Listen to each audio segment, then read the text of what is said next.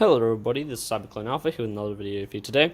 Here we have Nerf tools and what they are used for. Now I don't have every tool here, but I do have quite a bit, and these are pretty much any Nerfer can get a hold of these. So we'll start down at the lower end and work our way up to the power tools and all those other things. Now here at first we got safety stuff. I don't really need to tell you what they're for, but just to recap, this will protect your hand. At least have your offhand covered by gloves. I've cut myself several times while I wasn't using them. Since I got them, my ratios went down, so you can see a bunch of scratch cuts and burn marks across them. And yeah, these, if you can't get gloves, at least get eyewear. That'll save you from a lot of pain. Now, here we have our screwdrivers, a number 1 and a number 0.75 size. You'll need that, because if you don't have these, you won't be able to get anywhere in Nerf modding. You won't even be able to open your blaster. So these are great for opening your blaster, and then once you're inside your blaster, unscrewing any little extra pieces that are screwed down. Here we have an X-Acto knife. This one needs to do blade replacing, which will be done soon, but point being, this is my first Nerf knife, knife I used for Nerf, and it could just carve through the plastic with relative ease, with a good blade and a sharp blade. And if that failed, I just have to slowly chip away at it for hours. So that's great just for beginner slicing, maybe even more internal stuff than external cutting, and we're going to get to later. Here we have the pliers, great for just grabbing and holding stuff that you don't want to get your hand near, or possibly that you can't grip firm enough. Great for getting off flywheels and all this other stuff. It can also rip out plastic if you really need to, but try and use that for that. Use the right tool for the job. Hacksaw, great for cutting shells.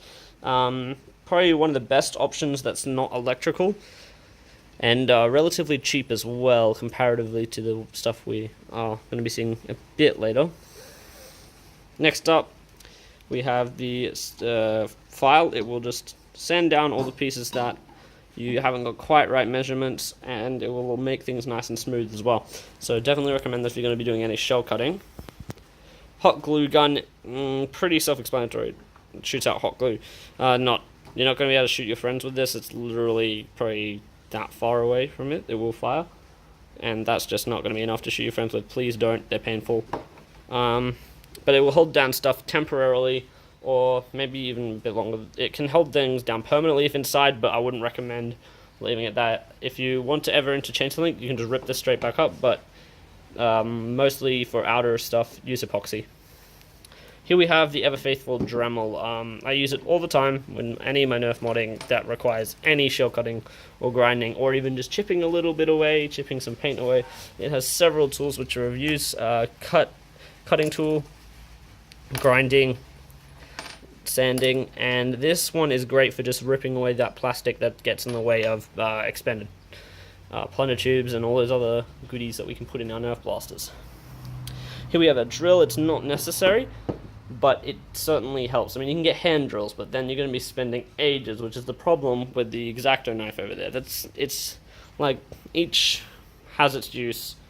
And for lower grade stuff, that's great. But then eventually you're going to want to get to this. This can unscrew stuff for you quicker. It can drill right through stuff within seconds. And it will save you a lot of trouble when crafting breaches.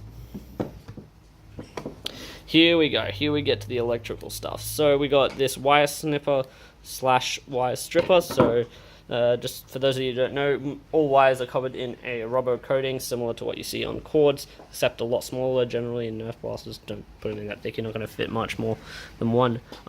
So where you can strip off a little bit to expose, to solder up with this. It'll cut as well. This, definitely recommend getting a soldering iron if you are going to be using any electrical mods. Do not use electrical tape. That will probably burn you, your blaster, and maybe some other stuff if you're not careful. So, just to recap. In the lower end of the spectrum, we've got your hand tools. Higher end, electrical tools. Except for that, that's just put there so that we know it's for electrical blasters. Anyway, I hope this video was helpful. Please like and subscribe. If you need any work done or just want to ask some questions, my email will be in the bottom of the description, and thank you all for watching.